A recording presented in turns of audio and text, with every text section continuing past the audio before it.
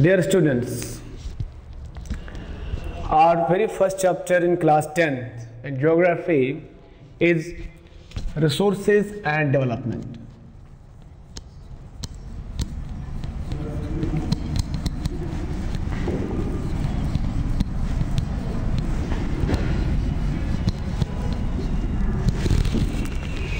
So before coming to the actual concept of the resources, it is very imperative for us to understand where we actually discuss the concept of resources in detail in the subject of geography.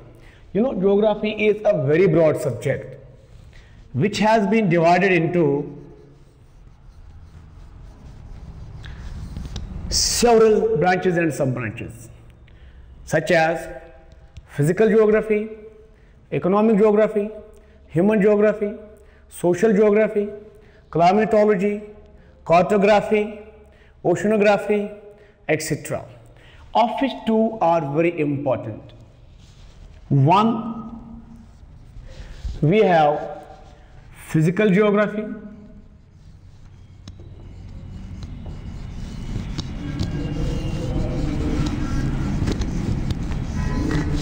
and second, we have human geography.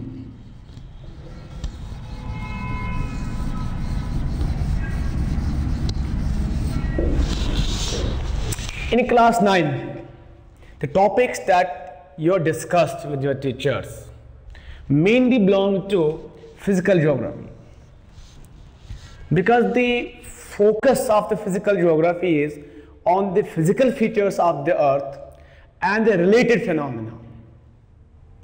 And you know, in the last chapter, there was population in class 9 that you would have discussed. That is more a concern of human geography, because the focus of the human geography is mainly on the interaction between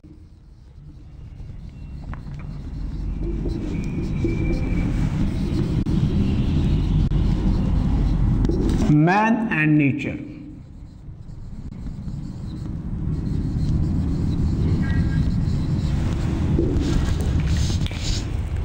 If you can recall, there was a question in class 9 in the chapter population. The question was, why should we study population? Why should we study man as a resource? You know that man is the most important asset for a country. I remember we have put forward a statement in our answer, and the statement was that we study man, we study population because man is capable of interacting with nature in the best possible way that any other animal cannot. Okay, that is why we have focused on the quality of the people, the number of the people, the other characteristics such as health, education, skill and technology available with the people that we discussed in class 9th. Okay, if we want to come to resources, we have to move on out of these two branches of geography with that of human geography, which has further been divided into two categories. One we refer to as social geography,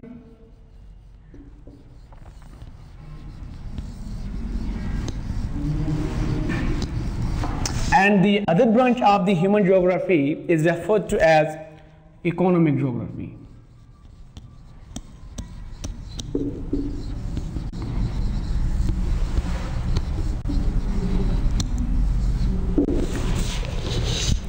Remember, the focus of the social geography is on how man lives,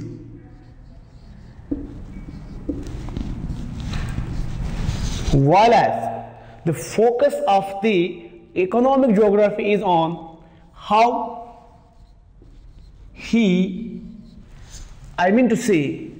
man makes his living.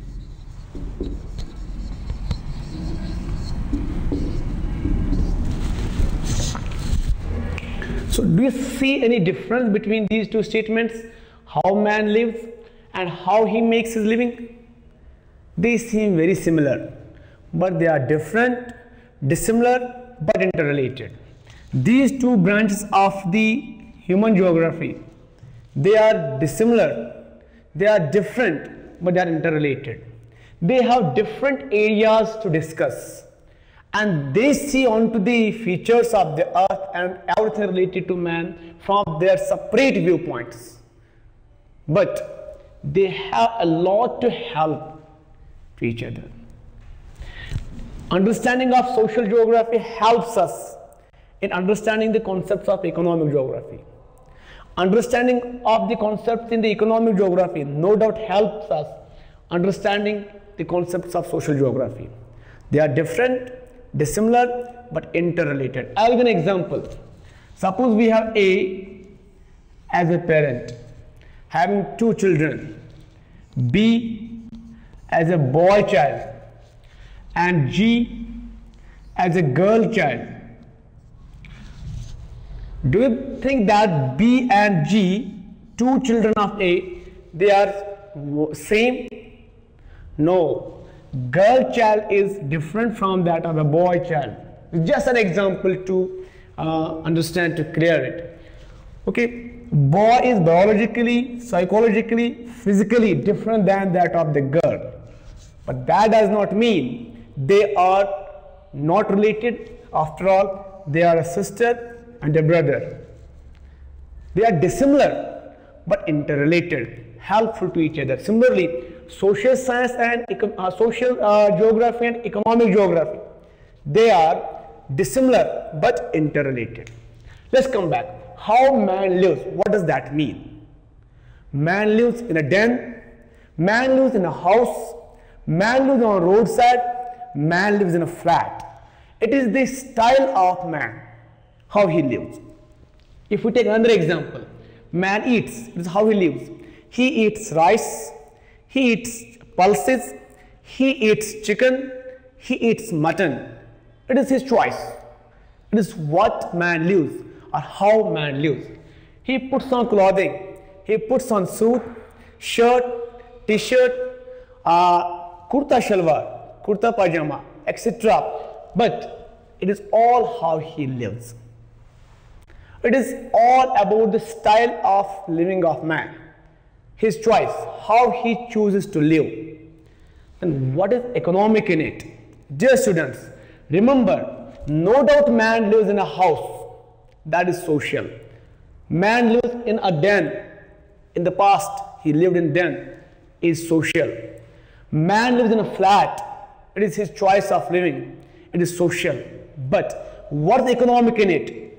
How man has been able to purchase that house, pay for that flat, construct that flat, build that building is more concern of the economic geography. How man has made up what he actually lives. How man has made it up. Man puts on clothing, that is social. Whether he puts on a shirt, he puts on a coat, he puts on a pant, he puts on a t-shirt, he puts on a kurta, whichever is his choice and style. But where from he has purchased it, what material it is made up of is economic. Man eats, he eats rice, he eats chicken, he eats mutton, is more a concern of social geography. It is style of man, what he chooses to eat. But from where he has purchased it, how he has been able to grow it is concern of economic geography. That is economic. Which resources, which materials he has used to make the choices and live with those choices is more concern of economic geography. So remember the difference. How man lives is different than that of how he makes his living.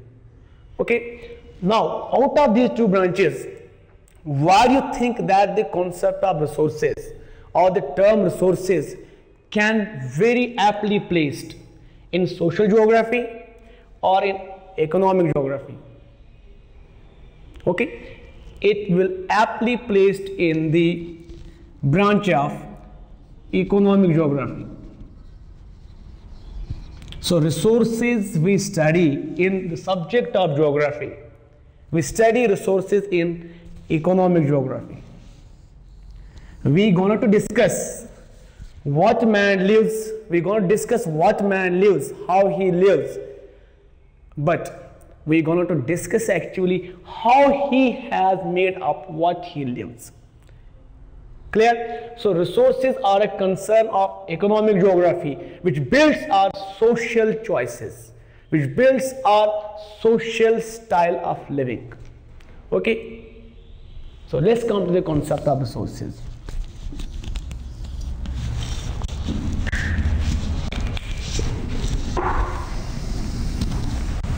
Now up to here you could understand that in social science or in geography, why do we discuss resources as an important concept? So we discuss resources in economic geography. Okay, now let's see what are resources. If we ask anybody what is a resource,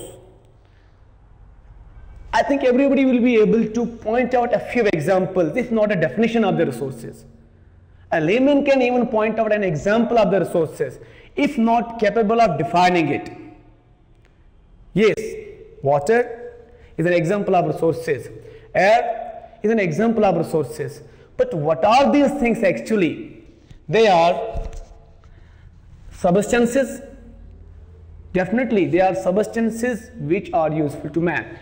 In simple terms, resources are substances useful to man. Yeah, if you put it like this, anything useful to man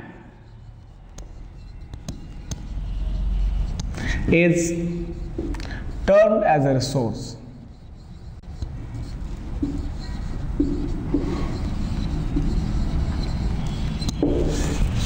But we need to note three important points. There are three important characteristics for a substance to qualify as a resource. So those three characteristics we need to understand. Character number one is that any substance or anything that is technologically accessible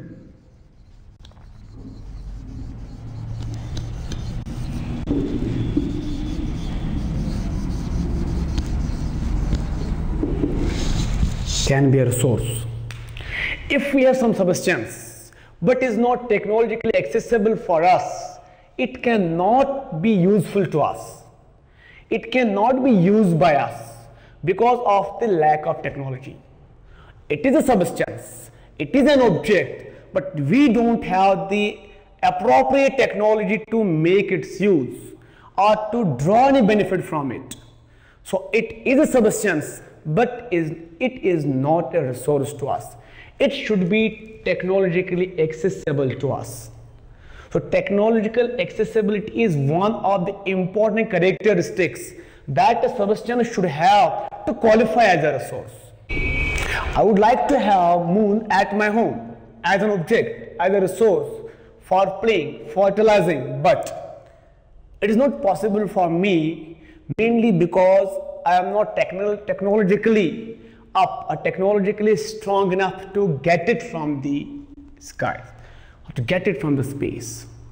So there is technically, that doesn't mean that moon is not an object. It is an object. The minerals, the rocks available on the moon can be resources. They can be useful, but they do not qualify as a resource to us because they are not technologically accessible. So any substance that qualifies as a resource should be technologically accessible to us. Second important thing, second character that a substance should possess, should have in order to qualify as a resource is it should be economically feasible. That means we should have that amount of money or that amount of alternative resources to invest or to put or to use in order to make the basic substance for our use, in order to make it a resource, in order to put it to a use. So we should have sufficient amount of money, we should have sufficient amount of alternative resources to make use of a substance. If we don't have the economic capacity to invest in a substance and make its use, it cannot qualify as a resource. Okay, it's important for a substance to be economically feasible to us. If we want to make use of the minerals which belong to the moon, can we purchase them? Can we put in so many amount of money or alternative resources to reach out to the moon and then extract minerals from the moon? No doubt there is availability of minerals, but it will take us lot of amounts of money that the man is not able to invest. So we make use of petroleum, it is economically feasible for us. We can purchase it, we can drill it with the help of available technology as well as with the help of the available money or alternative resources that we can pay for it or invest in it. That is how petroleum serves as a resource to us. It has this character as well. Then third, besides technological accessibility and economic feasibility, it is very important for a substance that qualifies for a resource. It should be culturally acceptable.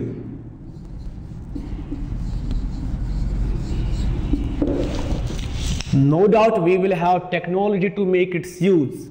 We will have money or alternative resources to pay for it, but it should also suit to our culture. It may be family culture, it may be community culture, it may be national culture, it may be the world culture. It must suit to our culture as well.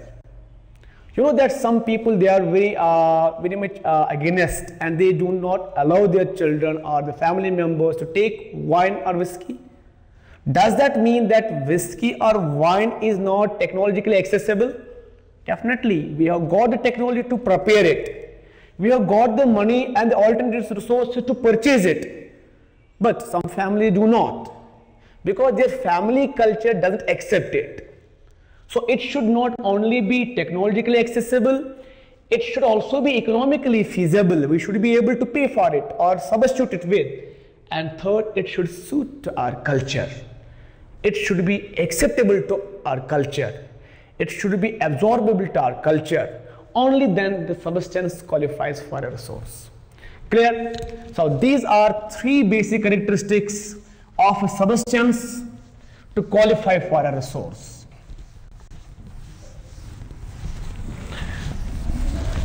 Let's move on once again with the concept of the resources.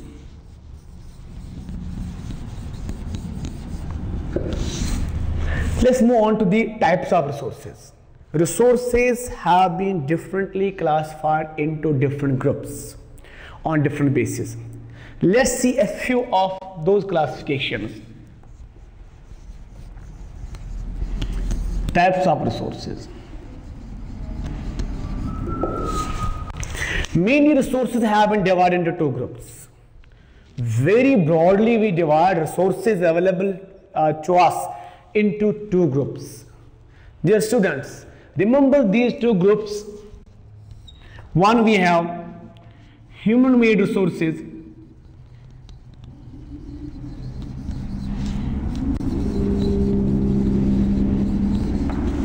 and second, we have natural resources.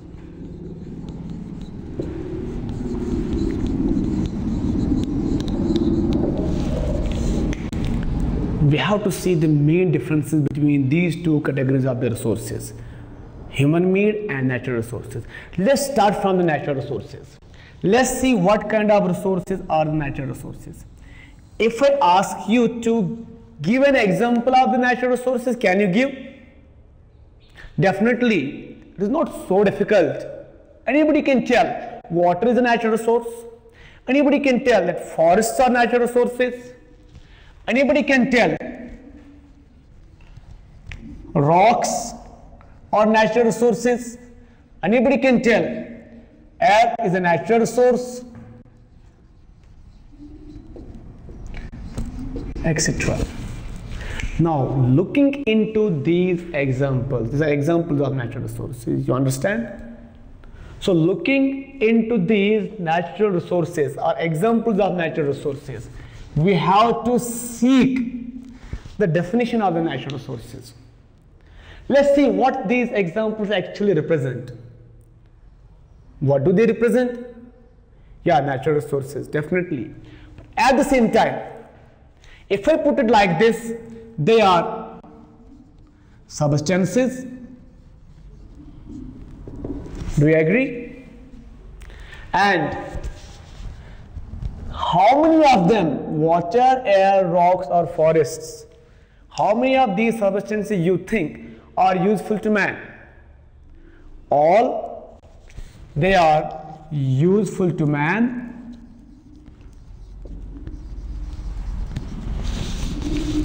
If we see once again, how many of them originally have been created by man? None, not a single one. Definitely, forests right at the beginning have been created by nature. Rocks or minerals, air or water, they have been created by nature. So how do they occur? Do they occur because of our effort? No, they occur naturally.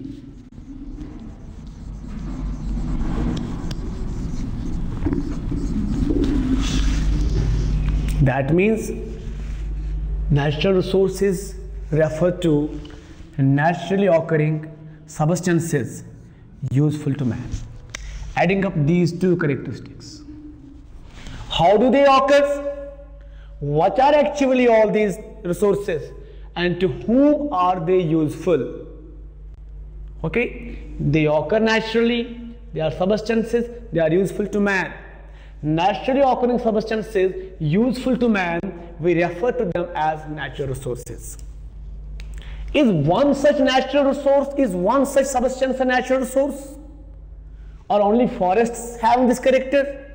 Or rocks or air or water only? No. Any naturally occurring substance. Any naturally occurring substance which will be useful to man, we define it as a resource, natural resource. Clear? If we put it the other way around, that means any substance which constitutes part of the natural environment can be defined as a natural resource. Any substance which constitutes part of the natural environment can be referred to as a natural resource because it is a natural creation. Clear? And these are the examples of natural resources. Can you define it? Can you give the examples? Yeah, you can put more examples. Let's move on to the second group of resources.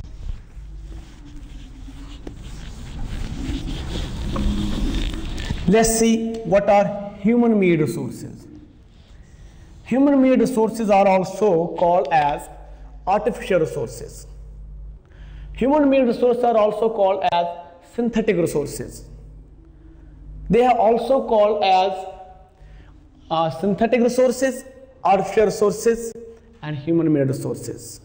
Clear? Remember, they have more names than one. Now, if we ask a student or anybody outside the school that what kind of an object or substance or a resource, we can take an example of the human-made or artificial resource. If we take the example of the classroom, if we take example of the school building, if we take example of a bus, if we take example of a car, all of these are the examples of human-made or artificial or cultural resources. Clear? Which one you choose to take? Building?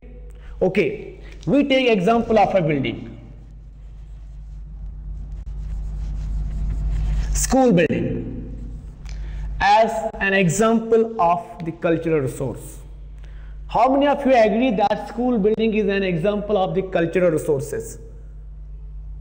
Yeah, definitely. This school building is constructed with the help of timber. You can see the doors and the windows. Cement. You can see the cement on the walls. At the time of the construction, definitely we would have required water. Okay. You can see the iron bars. Lot of use of iron in it. Iron. But see and try to understand. Timber in the building. Building is an artificial resource. But timber I more see like a forest. Rocks I more see like cement. And air, live air, water is a natural resource. Iron is a mineral or natural resource. Then what is artificial in the building? Then how come we say that building is an example of artificial or cultural resource? When the cement, the timber, the water we use and the iron, they actually have been derived from the natural resources.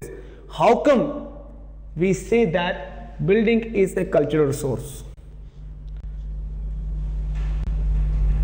Okay, so we have to see how we say or how can we say that building is a cultural resource. It is very important to understand.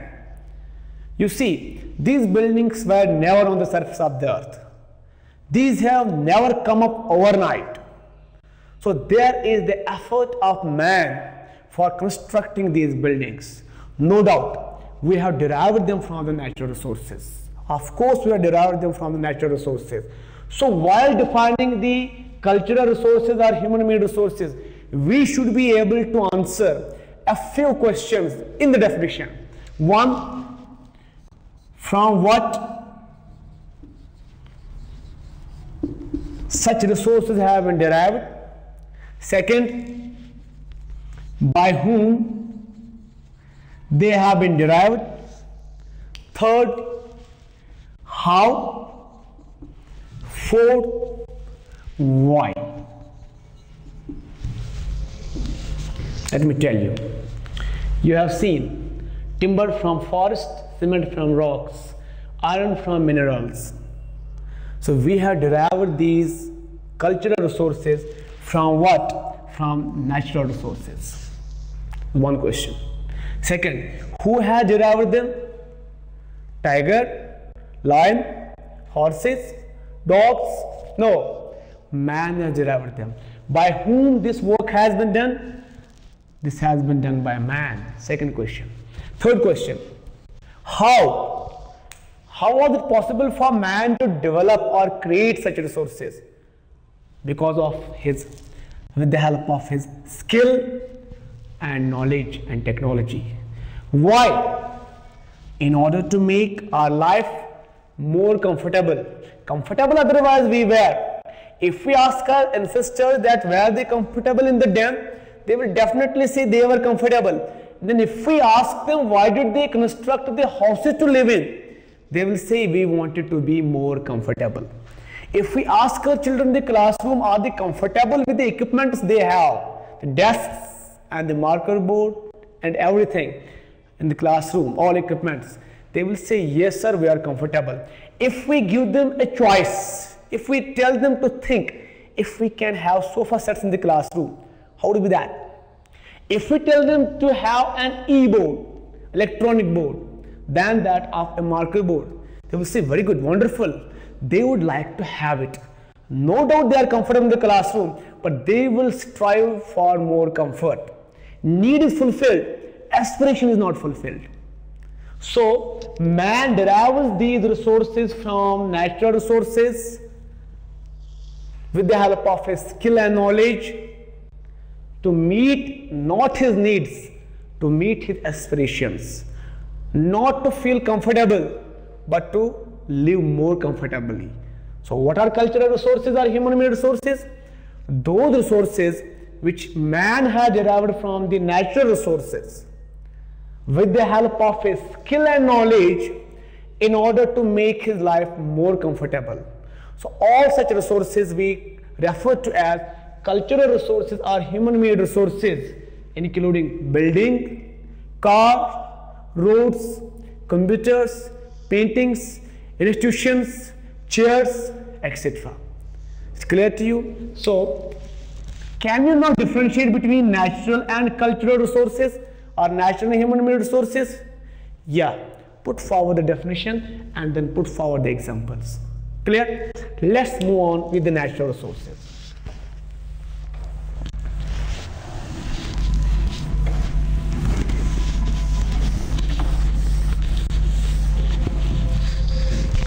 The natural resources such as forests, water, iron, I mean to say iron ore, copper ore or copper, aluminium, etc.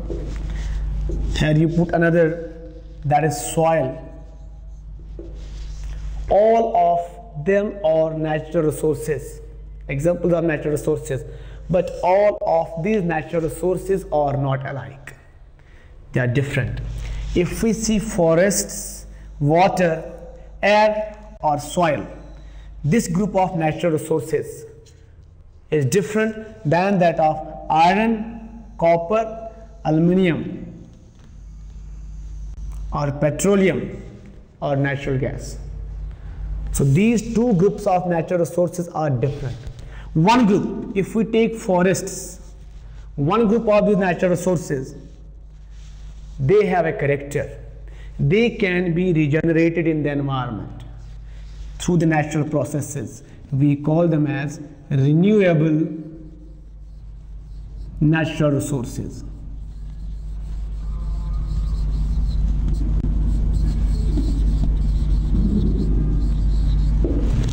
But iron ore, copper, aluminium, petroleum, natural gas, coal, they are also natural resources, but they cannot be renewed, regenerated in the environment through the natural processes.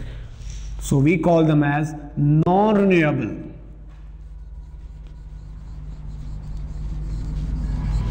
natural resources.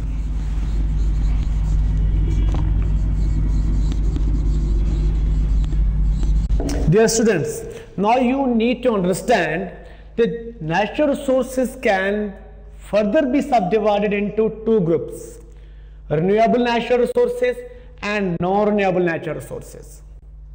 We have one group of the natural resources that has the capacity to get regenerated in the nature, to get reformed, to get recreated over a period of time through the natural processes.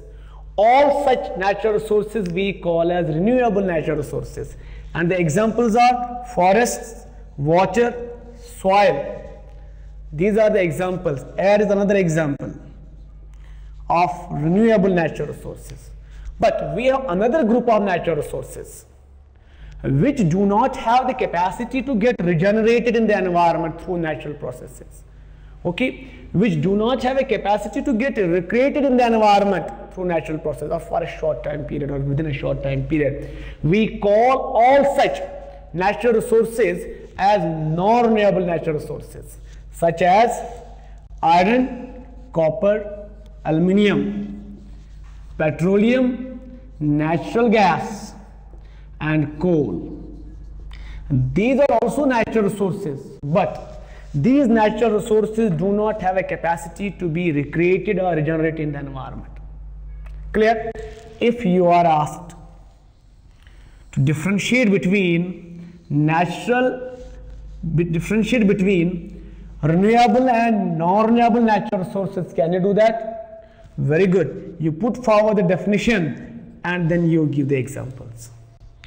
Clear? So these non-renewable and renewable natural resources are further, for our clear understanding, divided into so many groups. A few of those groups we shall be mentioning over here. If we take up the non-renewable natural resources, we further subdivide into two groups. You see, once again, let's come to examples. Iron ore, copper, aluminium, petroleum, natural gas, coal. All are the examples of non-renewable natural resources, but all of them are not alike. Iron ore, copper, aluminium, petroleum, natural gas, coal. All are non-renewable natural resources, but all of them are not alike. They have difference. Some of them, such as iron ore, copper, aluminium, they have one good quality, one good capacity. We can recycle them.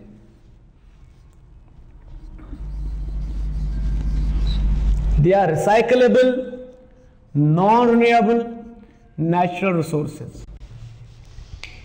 If we make use of iron or copper or aluminium as a utensil in the kitchen one day, and when it becomes very old, when we give away its use, sell it back, okay, it can be recycled and put to further use. It can come as the next stage in the form of an electrical wire in any electrical device. So some of the non-renewable natural resources, they have a capacity that they can be remolded and put to further use. Such non-renewable natural resources we call as recyclable non-renewable natural resources. They are though non-renewable, but they can be recycled. They are recyclable non-renewable resources. For example, copper, iron ore, aluminium, etc. But we have some of the non-renewable resources such as petroleum, natural gas, coal. Once used, they cannot be remolded, nor can be put to further use. Once we use them, they are vanished. Once we finish them, once we consume them, they cannot be put to further use. We call them as non-recyclable.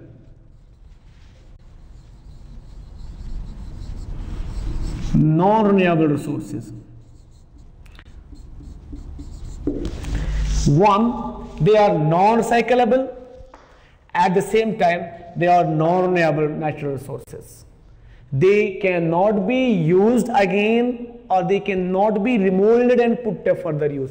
Examples are petroleum, coal, natural gas.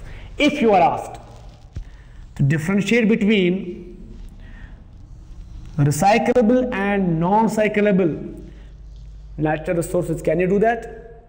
Yeah, definitely. It's not a big issue to do. Put forward the definition and then give the examples. Clear? Similarly, these renewable natural resources are also divided into three categories. We have one group of renewable natural resources which can be regenerated or recreated in a very short time period. We call them as short-term